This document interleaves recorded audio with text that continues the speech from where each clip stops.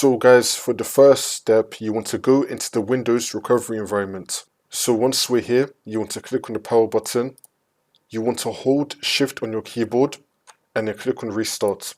Make sure that you're holding on Shift. Keep holding Shift as the computer is restarting, don't let go. Which will then take you into here.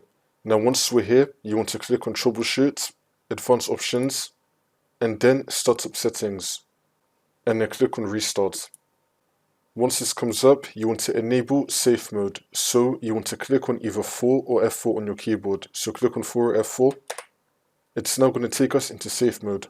And now once we're on this, you want to go to search and type in registry editor. Click on it. And now this will come up. And now once we're on this, you can follow everything that we'll be doing up here.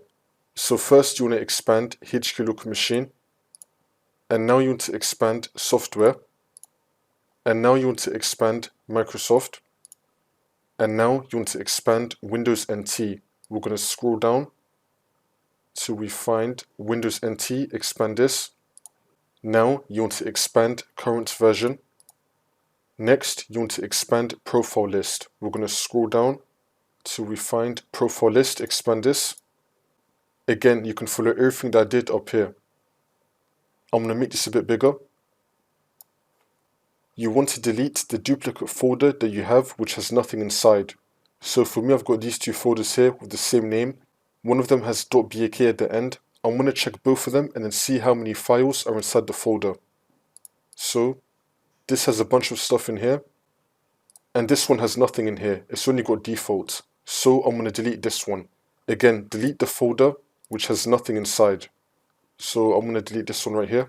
Right click, delete, and then click on yes. And I kept the folder which has the same name and it has all these files inside. Once you do all of that, for the last step, just restart your computer and then the problem should be fixed. You should now be able to sign in.